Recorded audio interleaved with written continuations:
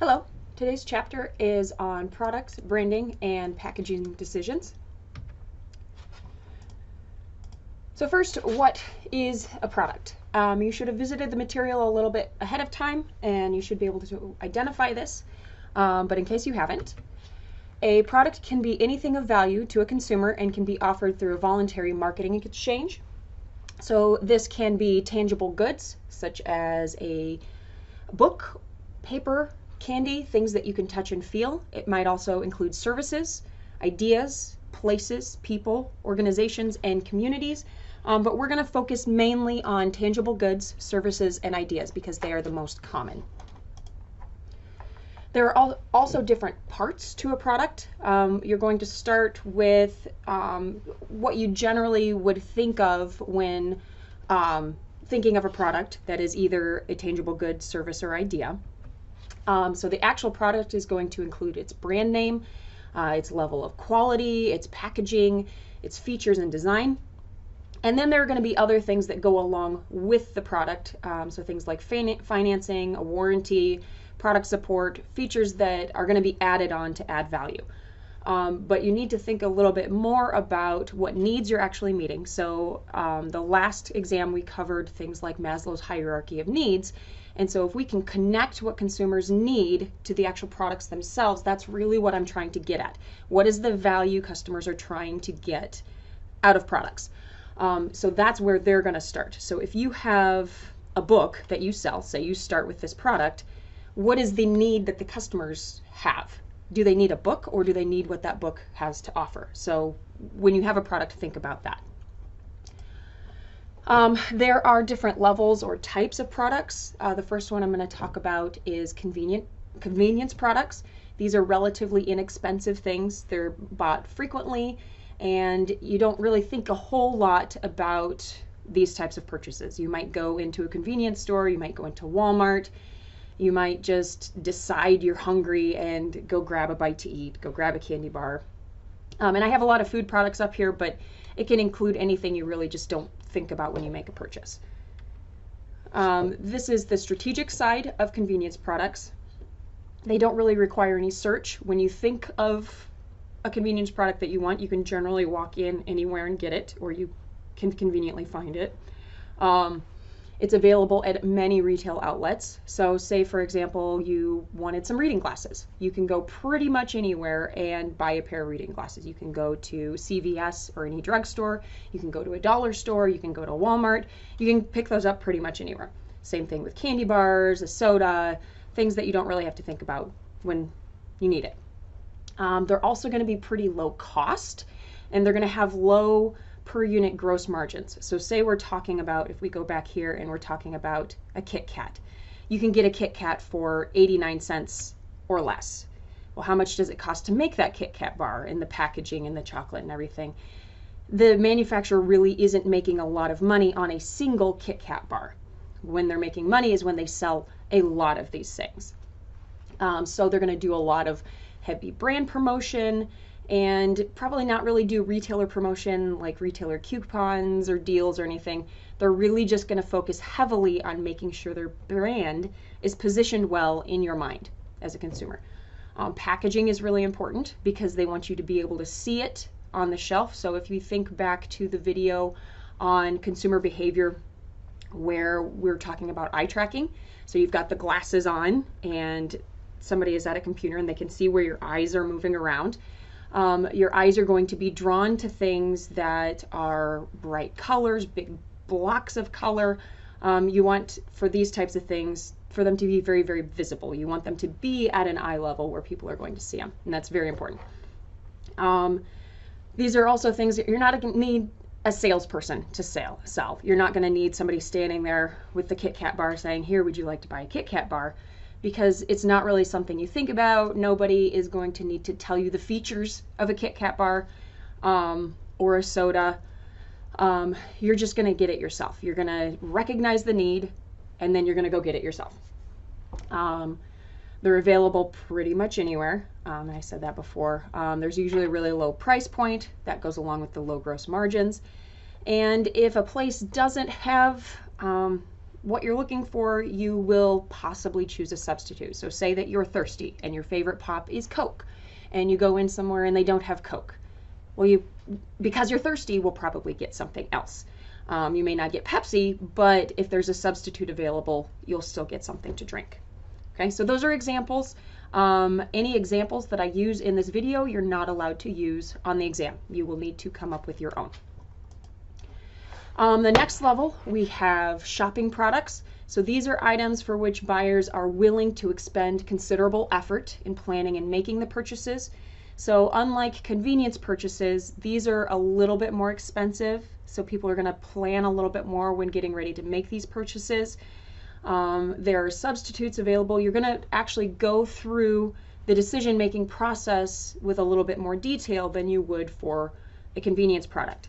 These things are also purchased less frequency. So when I ask about usage rates, a usage rate for a convenience product can be low or high, depending on consumer preferences. For shopping products, usage rates are probably going to be moderate to low. So you're not going to buy tires every week. You're not going to buy a bicycle every week. You're maybe going to go a year in between each of these purchases. So they're expected to last longer and they are more expensive, and you're also going to see higher gross margins.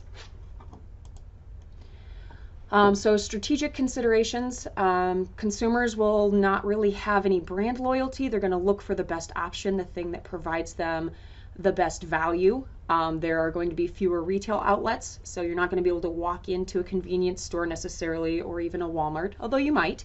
Walmart does have some shopping products.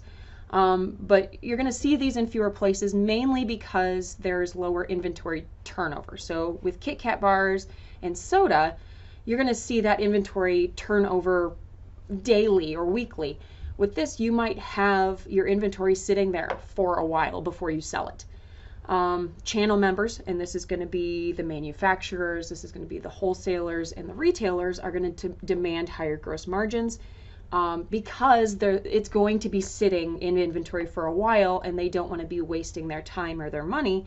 So when they do sell it, they want it to be worth their time. These things are possibly going to have some personal selling involved.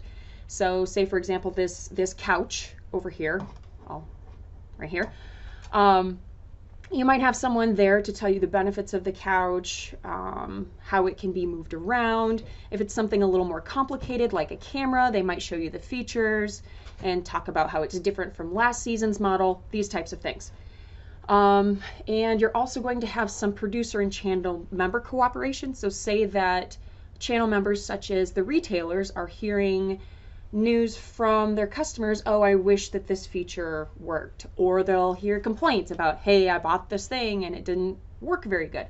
So there's going to be cooperation between the sellers and the manufacturers on what they're producing, and they're also going to be a lot more involved in the supply chain management side of things.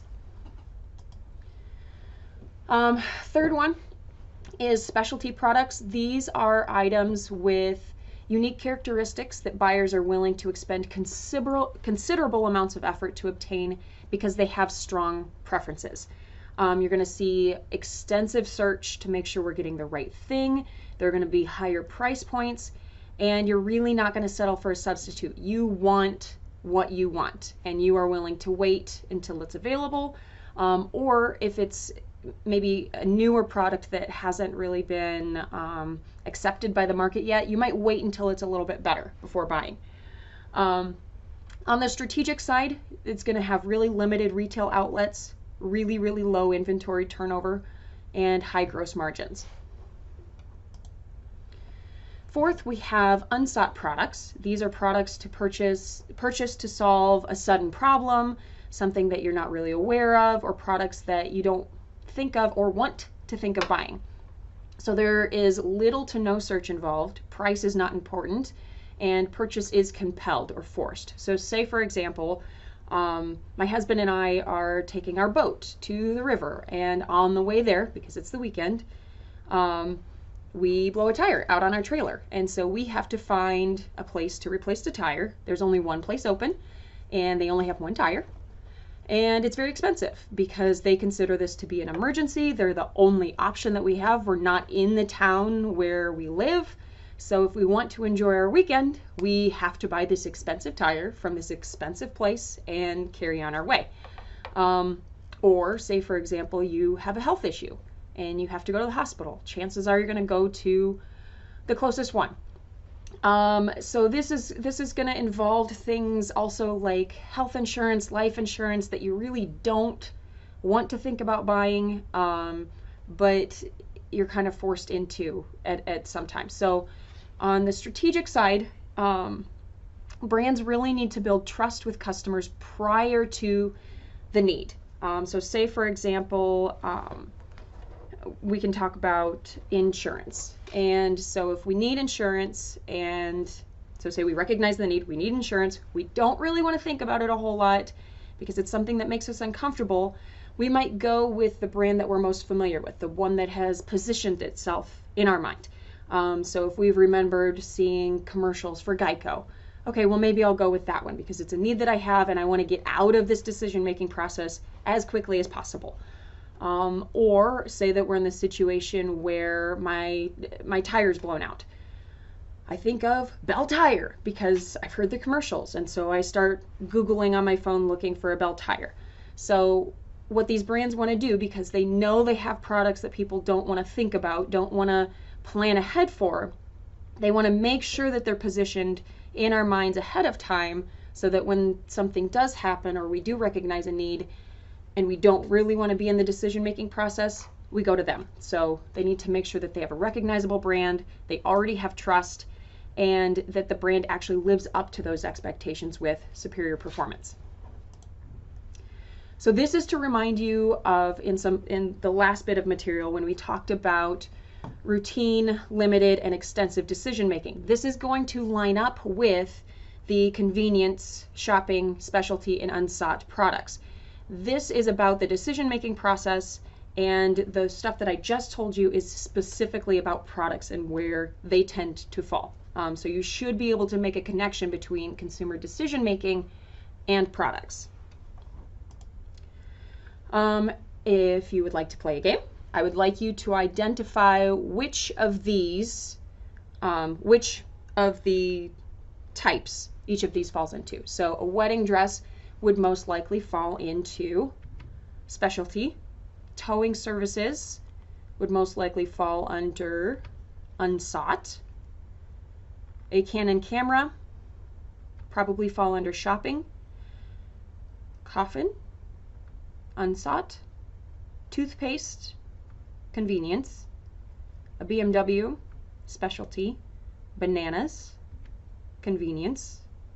A microwave, shopping. A Tag Heuer watch, specialty. Pets, shopping. Okay, to clarify though, these might, depending on the situation, fall into different categories. So say, for example, you normally get a certain type of toothpaste and you have very sensitive teeth and your type of toothpaste is no longer available. You might actually spend a little bit more time looking for toothpaste. It might be more of a shopping situation at that point. Maybe you want to plan ahead and you would like to pick out your coffin ahead of time. And in that case, it's not going to be an unplanned thing. It's something that you shopped for ahead of time, or maybe it was a specialty product. This is going to depend on how the individual would shop for these things. So the categories that I gave you are where they would probably fall for the average individual, but not necessarily. Okay, the next topic I'm going to cover is product items, lines, and mixes, but I will do that in another video. I'll see you there.